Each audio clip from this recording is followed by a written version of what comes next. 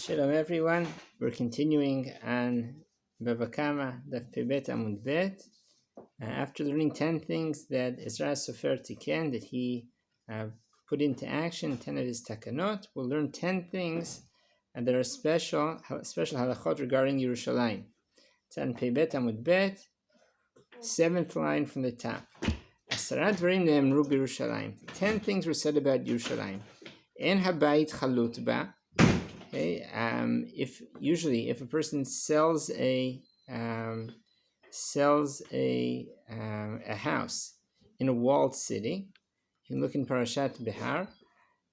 Selling a house in a walled city, the original buyer, has the option of redeeming the house for the first year, and if he doesn't redeem it buy it back from the previous buyer, person he sold it to in the first year, it stays in the property of the previous buyer.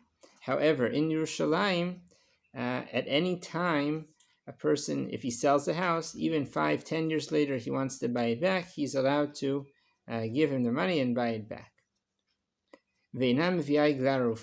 If a person was found dead, murdered, in between, outside cities, in between two cities, usually they do a process called Igla Rufa. They check which city is the closest city to the dead body, and that city brings an Igla Rufa. You can look it up at the end of Masechet Sotah and the Mishnayot, and at the end of the Psukim, at the end of Parashat Shoftim. Ve'ina naset ir hanidachat, and Yerushalayim can never become an Ir Nidachat. Ir Nidachat is a special type of city that the majority of the people there, the inhabitants, worshipped Avodah Zarah. And if that happens, and then there's special laws pertaining to that, it has to be burnt totally, and all of its, all the possessions and the property have to be burnt.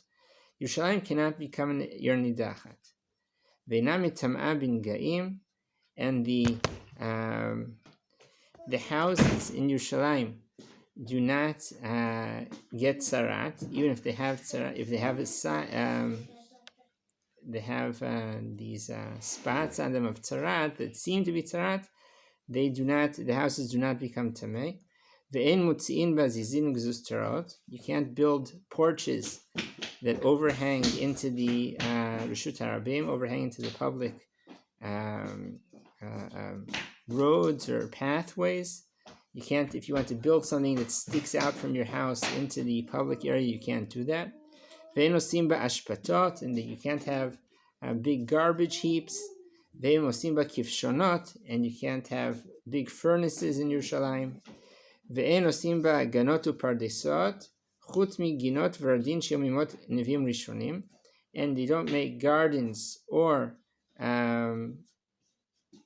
places they have trees, orchards, except for one garden of roses that existed since the days of the first Nevi'im. By the way, there is today across the street from the Knesset, there is a rose garden. It's called Ginat Vradim, and it comes from this issue that you're allowed to have rose gardens in Yerushalayim. You're not allowed to breed roosters or chicken in Yerushalayim.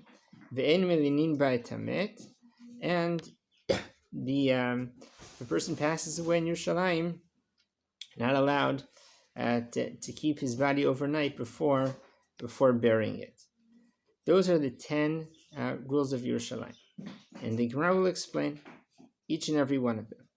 What's the source for each and every one? En habayit chalut ba. Why isn't a house in Yerushalayim similar to houses in other walled cities? That once, if a person sells it and doesn't buy it back within the first year, it stays in the hands of the property of the buyer. V'kam habayit asher lo choma latzmitut lakoneh oto lidorotav. That's what the pasuk says. We'll read it next week in the parasha. That the house stays in the inheritance of the person that buys it for all of his generations. וכסבר לא נתחלקה ירושלים לשבטים. And Yerushalayim was not divided up as a proper inheritance to a certain shevet. In other words, whoever wanted bought a house there, but it wasn't, Yerushalayim didn't belong to shevet this or that. It was whoever wanted could buy there, and therefore the regular rules that apply to buying and selling of property do not apply there. The second issue that Yerushalayim doesn't bring in Egla Rufa, Dichtiv ki yimatzeh halal ba'adama asher Hashem Elokecha noten lecha lirishta. In the parasha of Egla Rufa, it says that Egla Rufa happens when there is a dead body. You find a dead body in the property, in the area that Hashem gives you for inheritance. Lirishta talks about inheritance. Yerushalayim lo nitchalka lishvatim. And Yerushalayim was not given as inheritance to any shevet. Ve'ina naset ir nidachat. This is the third issue. It doesn't become an ir nidachat. We said it, even if the majority of people in Yerushalayim worship Avodah Zarah, Chas v'Shalom, even if that happens, it doesn't become an ir nidachat. The rules of ir nidachat do not apply. Dichtiv arecha. Why? Because in the parasha of Ir Nidachat, it has the word arecha. Arecha are your cities. Yerushalayim was not given as inheritance to the tribes, and therefore it's not your city. Your city is the city that some tribe inherits. This is not your city because nobody inherits it. And even houses in Yerushalayim do not get sarat. Yerushalayim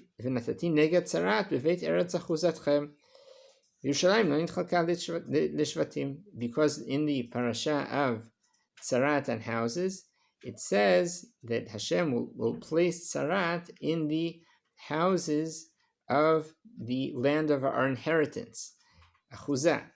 That's considered part of inheritance. And Yerushalayim was not split up, again, not inheritance of any shevet. And you're not allowed to build anything sticking out from your house into the public walkway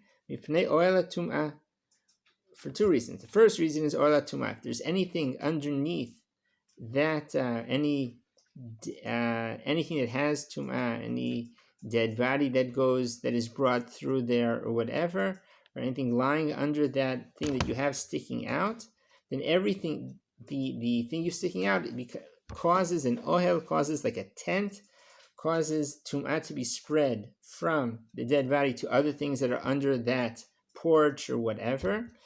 And since we're very, very careful about not bringing tum'ah into Yerushalayim, because there are a lot of korbanot there, therefore you don't have porches sticking out into the walkways.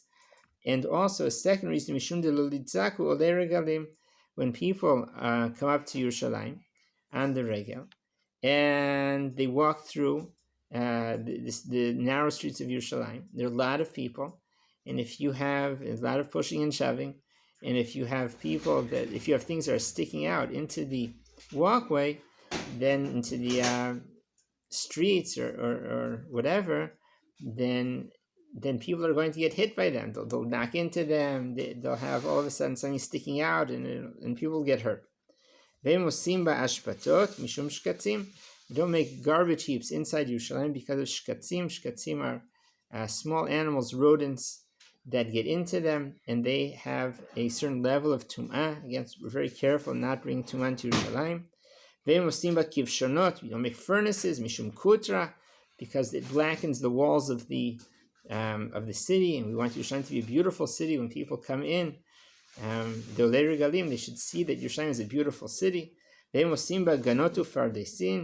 we don't make gardens or orchards in Yerushalayim. Mishum sirha. Sirha is apparently there's some sort of weeds that grow there, and they give off a very sharp smell. And also the orchards and gardens need to be fertilized. Back then they would use fertilizer that was very unpleasant, had a very unpleasant odor, and therefore it's not proper for Yerushalayim. And we don't, you're not allowed to breed chicken in Yerushalayim, because chickens, they go around and they pick out they pick into the garbage heaps, even the smaller ones that you have, not the large ones that you're not going to have anyways, the smaller ones that everybody has by his house, and they pick out some sort of rodents, and they might bring them and towards they bring them into a house, or they may drop them someplace, and then it becomes tameh. And why don't we keep dead bodies in Yerushalayim overnight? Gemara. What is Gemara? Rashi says, Masorati biyadenu ve'ein tam nadavar. It's a tradition, doesn't have a reason. B'ezrat Hashem, next time we'll try to talk a little bit about the reason in any case. Shalom, shalom.